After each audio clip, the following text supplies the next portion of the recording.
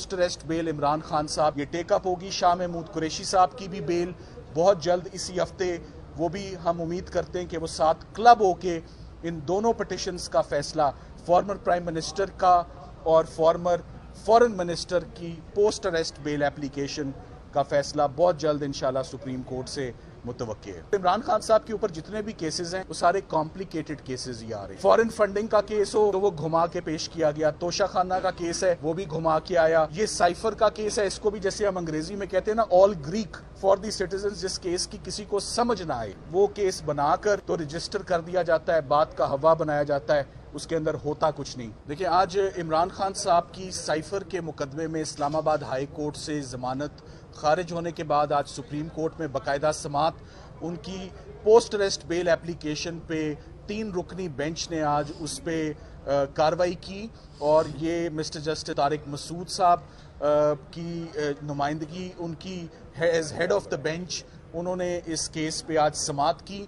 आज काफ़ी तफसीली कार्रवाई हुई, नोटिस स्टेज पर FIR पढ़ी गई, ऑफिशियल सीक्रेट्स एक्ट का कानून पढ़ा गया, जुर्म का इतलाक पढ़ा गया और साथ ही साथ ये देखा गया कि हमारी मेन ग्राउंड्स क्या हैं।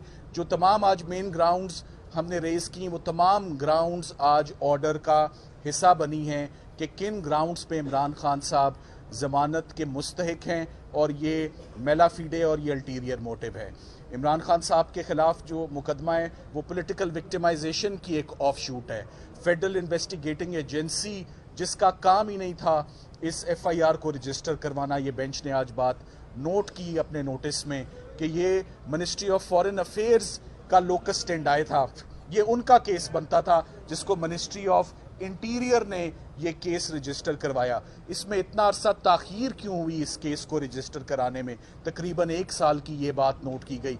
ऑफिशियल सीक्रेट्स एक्ट का इतलाक कैसे होता है और ये कैसे डिटरमिन किया जा सकता है इस प्रीमेच्योर स्टेज पर कि इमरान खान साहब का केस या सजाए मौत का केस है या उम्र कैद का केस है, जबकि उसी कानून के अंदर एक और कैटेगरी है जुर्म की जिसको बेलेबल ऑफेंस कहा जाता है और 2 साल की या सिर्फ चंद 1 रुपयों के फाइन का ये केस है जिसको हाइप क्रिएट करके उसको गलत एप्लीकेशन लॉ की करके आपके आगे एक केस की हाइप क्रिएट करते हुए गलत उसकी प्रोसिक्यूशन जो है वो की जा रही है। साथ ही साथ आज बेंच ने ये नोट किया कि जो कस्टोडियन है जिसके पास जो प्रिंसिपल सेक्रेटरी थे आजम खान साहब, उनको उनका बयान रिकॉर्ड किया जाता है। शुरू में वो FIR में मुल्जिम गर्दाने जाते हैं और बाद में फेडरल इन्वेस्टिगेटिंग एजेंसी मेला फीडे से उन्हीं को मुल्जिम का स्टेटस उनका चेंज करके उनको गवाह बना देती है और उनका 164 का बयान रिकॉर्ड कर देती है। जबकि याद रहे कि आजम खान साहब अगवा हो गए और वो बहुत दिन तक गायब रहे। उनके घर वालों ने एक FIR रजिस्टर करवाई थी, इस्लामाबाद हाई कोर्ट में हेबियस कॉर्पस की पिटिशन हुई और फिर वो सामने आए, मंजर आम पर आए और सामने आने के बाद वो मुल्जिम बन गए। मुल्जिम से उनका स्टेटस चेंज होकर गवाह का बन गया इमरान खान साहब के अगेंस्ट।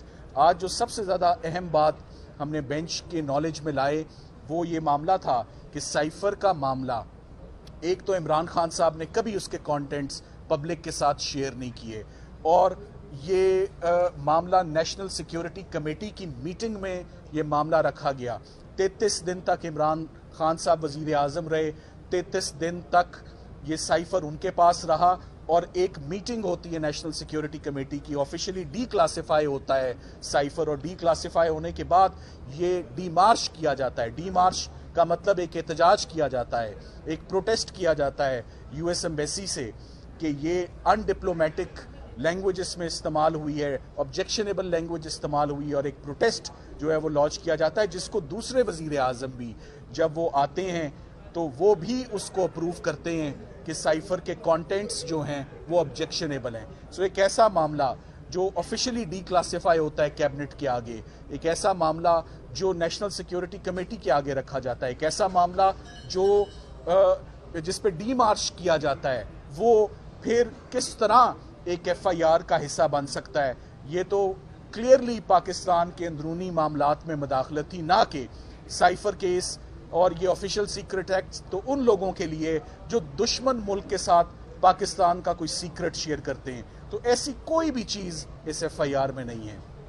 ये आपके इल्म में ऑलरेडी कि जो जेल ट्रायल हो रहा था, जो बड़ी तेज़ी से ट्रायल हो रहा था, वो कल रुक चुका है।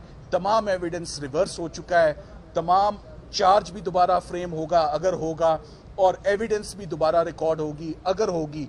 फॉर द टाइम बीइंग आज सुप्रीम कोर्ट ने उनकी जमानत की एप्लीकेशन पर नोटिस जारी किया है फेडरल इन्वेस्टिगेटिंग एजेंसी को, स्टेट को, और ये बहुत जल्द अब ये post arrest bell Imran Khan साहब की ये टेकअप होगी। शाह महमूद कुरैशी साहब की भी बेल बहुत जल्द इसी हफ्ते, वो भी हम उम्मीद करते हैं कि वो साथ क्लब होके इन दोनों पिटिशंस का फैसला, फॉर्मर प्राइम मिनिस्टर का और फॉर्मर फॉरेन मिनिस्टर की पोस्ट अरेस्ट बेल एप्लीकेशन का फैसला बहुत जल्द इंशाल्लाह सुप्रीम कोर्ट से मुतवक्के है।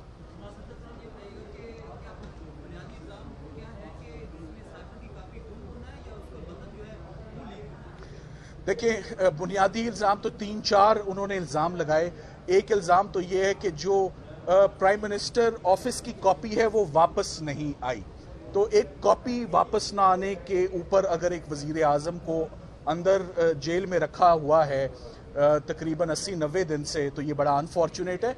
और दूसरी बात कि ये कंटेंट्स इसके पब्लिक के साथ शेयर किए गए जो कि हरगिज़ नहीं शेयर किए गए। आपको नहीं मालूम होगा कि क्या शेयर किए गए। तो एट बेस्ट वो बताया जाता है जी कि किसी पब्लिक गैदरिंग पर उन्होंने एक कागज़ लहराया जो कि अस्यूम किया जाता है, प्रिज्यूम किया जाता है कि वो साइफर था। सो कोई चीज़ पब्लिक के साथ शेयर नहीं होती, जो होता है बाय द बुक होता है, और जो होता है वो नेशनल सिक्योरिटी कमेटी के आगे रखा जाता है। और सो इधर कोई जुर्म ही नहीं हुआ। हमने आज मेन हमारी ग्राउंड ये थी कि ऑफिशियल सीक्रेट्स एक्ट का इसको बिला वजह इसको कॉम्प्लिकेट करके आपके आगे रखा जा रहा है, अवाम के आगे रखा जा रहा है। ये बड़ा सीधा सा केस है, मगर इमरान खान साहब के ऊपर जितने भी केसेस हैं वो सारे कॉम्प्लिकेटेड केसेस ही आ रहे हैं। फॉरेन फंडिंग का केस हो तो वो घुमा के पेश किया गया, तोशा खाना का केस है वो भी घुमा के आया, ये साइफर का केस है, इसको भी जैसे हम अंग्रेजी में कहते हैं ना, all Greek for the citizen, जिस केस की किसी को समझ ना आए वो केस बनाकर तो रजिस्टर कर दिया जाता है, बात का हवा बनाया जाता है, उसके अंदर होता कुछ नहीं। सलमान साहब ये बताएं कि आप फौजदारी मुकदमा के तौर पर नुमाया वकील हैं। आज जस्टिस सरदार तारिक मसूद साहब ने ऑब्जर्वेशन दी है कि आमतौर के ऊपर डिफेंस जो है वो ट्रायल की खामियों के ऊपर खामोश रहते हैं और बाद में जब ट्रायल कंक्लूड हो जाता है तो उसको अदालतों में चैलेंज करते हैं। जी, वक्त से पहले खामियों को दूर कर रहे हैं। देखिए, मैं आपका सवाल मैं समझ गया, उसका जवाब आप मुझसे ले लें। जो कल सारे का सारा एविडेंस रिवर्स हो गया और दोबारा नया ट्रायल ऑर्डर हुआ, हम समझते हैं कि मैं ये समझता हूं कि इससे डिफेंस को नुकसान नहीं हुआ, इससे सरकार को नुकसान हुआ है, इससे मुद्दई को नुकसान हुआ है। ये साबित हुआ कि ये केस ठीक नहीं चल रहा था।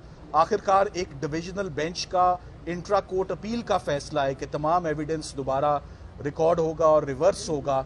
इससे सबसे इंपॉर्टेंट बात तो ये है कि ये ट्रायल एक्स्ट्रा ऑर्डिनरी स्पीड पर, एक्स्ट्रा ऑर्डिनरी पेस पर चल रहा था। आप भी बाहर थे, आज कोर्ट के अंदर जो प्रोसीडिंग्स हुई आपके इल्म में, आप मुझसे सवाल पूछ रहे हैं, आपको नहीं मालूम कि ऑफिशियल सीक्रेट्स एक्ट के ट्रायल के अंदर क्या हो रहा है। सुबह अंदर जाते हैं, शाम को बाहर आते हैं, तो आप सवाल जवाब पूछते हैं तो हम बताते हैं।